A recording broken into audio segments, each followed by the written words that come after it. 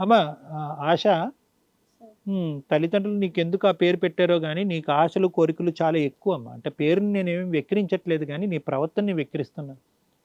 నీ కోరికలనేటటువంటిది ఎప్పుడైతే కనుక, నా పేరెంట్స్ లేరు, నాకొక ఫ్యామిలీ లేదు, నాకు వెనక ముందు ఎవరు లేరు అంటే కనుక, దాని అర్థం ఏంటంటే కనుక, ఎప్పటికైనా జీవితంలో ఒక స్టేబుల్ ఫ్యామిలీని ఏర్పరచుకోవాలి. న నా ద్వారా వేరే ఇటువంటి కుటుంబాలు ఏమన్నా ఉంటే కనుక హెల్ప్ చేయాలి, 4 కుటుంబాలు నింపాలి అనేటటువంటి ఆలోచనతో ఉండాలే గానీ, బతికుండగానే మనిషిని అనాథలు చేసేయకూడదమ్మా. ఇప్పుడు ఆ అమ్మాయి పిల్లని, ఆ అమ్మాయి వాళ్ళ బిడ్డని నువ్వు అనాథం చేసేస్తున్నావు ఈరోజు. నువ్వు తన్నుకుని వెళ్ళిపోదాం అని అనుకుంటున్నావు చూడు రవిని, అంటే దాని అర్థం ఏంటి? ఏదైతే కనుక నీకెందుకు ఈ పరిస్థితి, ఒక కుటుంబం లేకుండా నీకెందుకు ఈ పరిస్థితి ఏర్పడిందన్నది నాకు తెలీదు కానీ, చేజేదులారా నీ పరిస్థితిని వాళ్ళ కుటుంబానికి తీసుకొస్తున్నాను. నువ్వేంటంటే కనుక సెంటిమెంటల్‌గా అతను డిఫెన్స్ మెకానిజం వాడుతున్నాడు. ఏంటి డిఫెన్స్ మెకానిజం వాడుతున్నాడు? నా భార్య క్యారెక్టర్ కరెక్ట్ కాదు కాబట్టి నేను ఆశకి కనెక్ట్ అయిపోయానని అంటున్నాడు. నువ్వేం డిఫెన్స్ మెకానిజం వాడుతున్నావు? నాకు ప్రేమ అంటే చిన్నప్పటి నుంచి తెలీదు, కుటుంబం అంటే తెలీదు కాబట్టి రవి ఇచ్చినటువంటి ప్రేమే ప్రేమ అనుకున్నాను కాబట్టి దానికి నా నా ఫ్రెండ్‌కి పరిస్థితి ఏమైపోయినా పర్లేదు, నేను రవిని మాత్రం పట్టుకెళ్ళిపోతున్నానని చెప్పి నువ్వు డిఫెన్స్ మెకానిజం ఇస్తావు. నీ ఫ్రెండ్ ఎవరు అనేది నీకు మొదటి నుంచి తెలుసు. నీ ఫ్రెండ్ నిజాయితీ పరురాలా, కరెక్టా కాదా అనేటటువంటిది చిన్నప్పటి నుంచి నీకు తెలుసు. నీకంటే ముందు, అంటే రవి కంటే ముందు మీరిద్దరు బెస్ట్ ఫ్రెండ్స్. అలాంటప్పుడు నాకు నా భార్య కరెక్ట్‌గా లేదు, నా భార్య దొంగ మాటలు చెప్తుంది, నాకేం సదుపాయాలు చేయట్లేదు, నాకు గౌరవం ఇవ్వట్లేదు అనేటటువంటిది వాస్తవానికి నీకు తెలుసు. రవి వచ్చి నీతో అబద్ధం ఆడుతున్నాడని. కానీ అలాగా నమ్మనట్టు ఉంటే కనుక రవి ఏ దారిన వచ్చాడో ఆ దారిని వెళ్ళిపోతాడు కాబట్టి రవి చెప్పినటువంటి మాటలు అంతా నమ్ముతున్నట్టు వ్యవహరిస్తూ, తాగొచ్చినా కూడా తలుపు తీసి అతనితో శారీరకంగా కలిసి ఈరోజు గర్భవతి అయ్యి ఇక్కడ కూర్చుని, నేను గర్భవతి అయ్యాను కాబట్టి ఇంకెవరికి మాట్లాడటానికి ఏముంది, సెంటిమెంట్ అనేది ఇంకా బాగా పనిచేస్తుంది, ఫ్యామిలీ లేదనే సెంటిమెంట్ పనిచేస్తుంది, 3 నెలల గర్భవతిని అనేటటువంటి సెంటిమెంట్ పనిచేస్తుంది. కాబట్టి ఇన్ని సెంటిమెంట్స్ చూపెడితే కనుక సచ్చినట్టు రవి నాతోనే వస్తాడనే నమ్మకం. ఆ అమ్మాయి ఒప్పుకోవట్లేదు. ఆ అమ్మాయి ఏంటంటుందంటే కనుక నా భర్త నాకే కావాలి, ఆ అమ్మాయి ఎలా వస్తే ఆ అమ్మాయి అలా సామానండి అంటున్నాడు. కానీ నువ్వు ఎలా ఉన్నావు అంటే కనుక అటు ఇటుగా ఉన్నావు. అంటే 2 వైపులు రాళ్ళేస్తున్నావు. వస్తే రవి నాతో వస్తాడు, లేదంటే స్వాతితో పాటు వచ్చినా కూడా అది కూడా ఓకే అన్నట్టుగా నువ్వు ఉన్నావు. ఇవి ఎథిక్స్ కాదమ్మా. ఇవి ఎథిక్స్ కాదు. ఇలా ఇలా ఇలా అనుకుంటూ జీవితంలో మనం బతకలేం.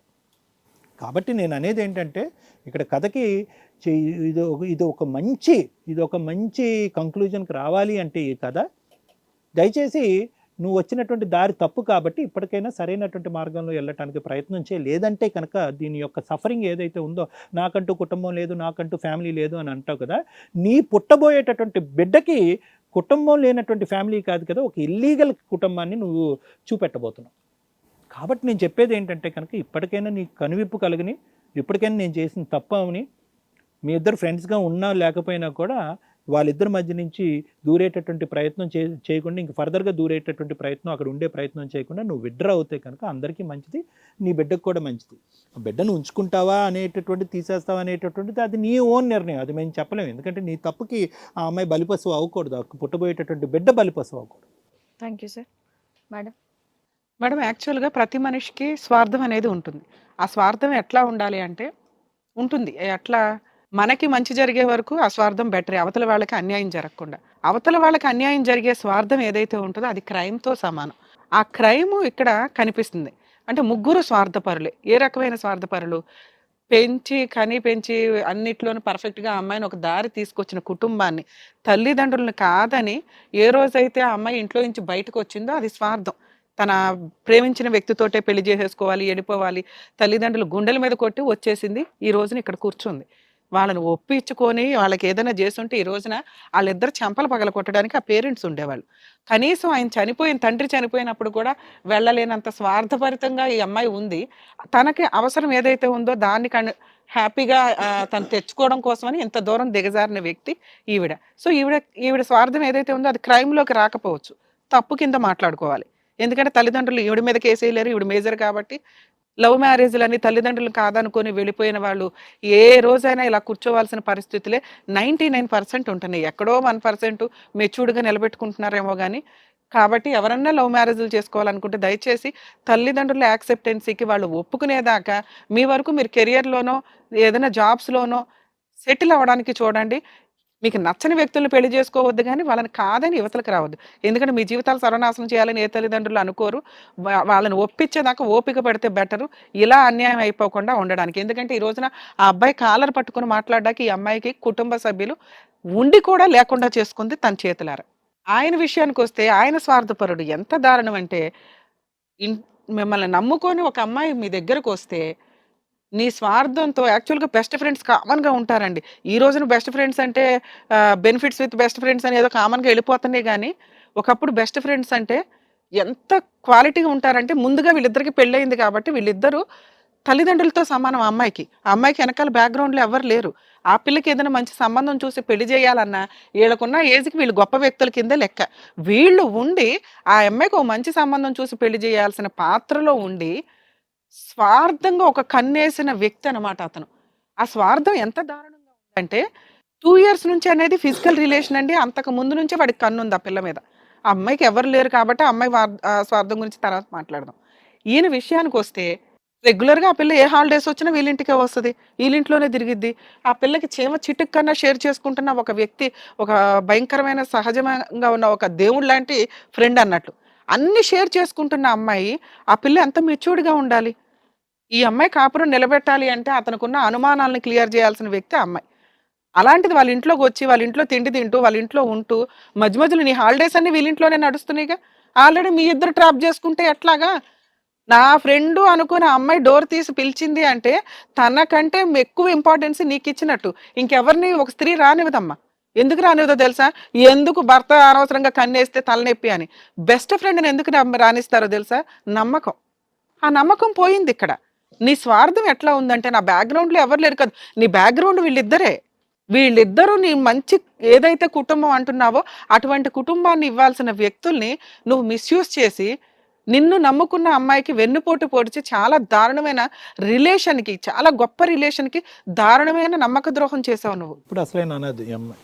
ఇప్పుడు నువ్వు నిజంగా అనాథవి. ఎవరు లేరని అన్నావు చూడు. తల్లిదండ్రులు ఉండొచ్చు ఉండకపోవచ్చు నన్ను, ఎందుకంటే పరిస్థితులు అట్లా ఉన్నాయి. కోవిడ్లో 3 మంది వెళ్ళిపోయారు. ప్రతి ఒక్కళ్ళలో 90% జనాలు కుటుంబంలో ఒకళ్ళు అనాథలు అవుతూ వచ్చారు. కోవిడ్ అంతమందికి అన్యాయం చేసింది. నువ్వేంట్రా బాబు అంటే ఉన్న వాళ్ళ చంపుకున్నావేంటి తల్లి? బెస్ట్ ఫ్రెండ్స్ రిలేషన్ని డ్యామేజ్ చేసి పడేసావు. ఏమనుకుంటున్నారు మీ ఇద్దరు స్వార్థంతో? నువ్వు చేసిన పని ఏంటో తెలుసా? ఆహా, ఇక నన్నేమో అనదు, నా బెస్ట్ ఫ్రెండ్ కదా, ఇవాళ కాకపోతే రేపైనా యాక్సెప్ట్ చేయకపోద్దా, వేరే ఆప్షన్ లేదు. ఆ పిల్లకి కూడా వెనకాల ఎవడం మాట్లాడే వాళ్ళు లేరు కాబట్టి ప్రెగ్నెన్సీ తెచ్చేసుకుంటే ఏమీ మాట్లాడదు. లీగల్గా వెళ్ళిపోతే ఆ అమ్మాయికి లాసు. ఎందుకంటే ఆయన నాకే ఓటేస్తున్నాడు కదా, నాతోనే ఉంటానంటాడు, నోరు మూసుకొని అడ్జస్ట్ అవుతుంది అని నువ్వు స్వార్థంతో ఆలోచించింది నీ గొయ్య నువ్వు తవ్వుకున్నావు తల్లి. చాలా దారుణమైన క్యారెక్టర్లెస్తో సమానం. ఎవరైనా ఒకరిని లవ్ చేస్తారు, మోసపోతారు. అలా లవ్ చేసి నువ్వు మోసపోయి ఇప్పుడు ప్రెగ్నెన్సీగా ఉంటే నిన్ను ఇలా తీసుకెళ్లి పోలీస్ స్టేషన్లో కేసు ఫైల్ చేయిస్తే వాడు జైలుకి వెళ్ళేవాడు. కానీ నువ్వు వీళ్ళింట్లోకి ఉండి అన్నీ తెలిసి ట్రాప్ చేసి నువ్వు కావాలని ఫిజికల్ రిలేషన్స్ పెట్టుకున్న విషయం, ఇలాంటి విషయంలో అతను నిన్ను మోసం చేసినా నువ్వు కేసు వేయడానికి లేదు. ప్రెగ్నెన్సీ వచ్చేసిందండి, నన్ను రేప్ చేశాడండి, నన్ను నమ్మిచ్చాడండి, పెళ్లి చేసుకుంటానన్నాడండి, పోలీసులు నన్ను రక్షించండి అంటే ఎవడో రక్షించడు. ల్యాండ్ ఆర్డర్ అనేది అన్యాయం జరిగిన వాళ్ళకి కానీ అన్యాయం చేసిన వాళ్ళకి కాదు. మిస్యూజ్ చేసుకుంటానంటే కుదరదుగా, పో అవతల పో అంటారు. అప్పుడు మీరు తిట్టుకునేది ల్యాండ్ ఆర్డర్ని. అమ్మమ్మ ఒక అబ్బాయి నన్ను మోసం చేసేస్తే నాకు కేసే తీసుకోలేదండి అని. ఏ రకంగా తీసుకుంటారు? నీకు వీళ్ళ స్టోరీ తెలియదా? వీళ్ళెవరో నీకు తెలియదా? ఆ అబ్బాయి నీ ఇంటికి ఎందుకు వస్తున్నాడో తెలియదా? తాగొచ్చి డోర్ కొట్టినప్పుడు ఆల్రెడీ అతను చెప్తున్న ఎలిగేషన్స్ అన్నీ రాంగ్. అమ్మాయి ఫోన్లు మాట్లాడుతుంది అనేది రాంగ్, ఎందుకంటే ఎవరితో మాట్లాడుతుందో నీకు తెలుసు. అమ్మాయి వంట చేయట్లేదు అనేది రాంగ్, ఆ అమ్మాయి పుట్టింటికి వెళ్ళింది అనేది రాంగ్. అన్నీ తెలిసి నువ్వు డోర్ ఓపెన్ చేసావు అంటే నువ్వు ఆ అమ్మాయిని చంపడానికి ప్రయత్నించినట్టు లెక్క. హిట్ టీవీ యాప్, ఇందులో short news, live news, entertainment shows, movies, digital magazines తో పాటు మీ జిల్లా వార్తలను కూడా ఫ్రీగా చూడొచ్చు. ఇంకెందుకు ఆలస్యం, వెంటనే హిట్ టీవీ యాప్ ని డౌన్లోడ్ చేసుకుని ఫ్రీగా ఎంటర్టైన్మెంట్ పొందండి. Hit TV app. Hit TV app. Please download hit TV app. Hit TV app ని ఫ్రీగా డౌన్లోడ్ చేసుకొని ఎంజాయ్ చేయండి. మీకు నచ్చిన ఎంటర్టైన్మెంట్ కోసం హిట్ టీవీ యాప్ ని ఫ్రీగా డౌన్లోడ్ చేసుకొని ఎంజాయ్ చేయండి. హిట్ టీవీ యాప్ ని డౌన్లోడ్ చేసుకుని ఆస్వాదించండి, ఆశీర్వదించండి. ఇంతమంది సెలబ్రిటీలు హిట్ టీవీ యాప్ ని డౌన్లోడ్ చేసుకోండి అని చెప్తున్నారంటే ఎంత మంచి యాప్ ఆలోచించండి. అమెరికా అమెరికా అమెరికా అమెరికాలో చదవాలనుకునే వాళ్ళకి విశ్వసనీయమైన పేరు మన శౌర్య కన్సల్టెన్సీ. UK లో 1 year masters. UK లో 1 year masters. 2 years work permit up to 5 years visa. Contact Saurya Consultancy. Contact 89851 89851.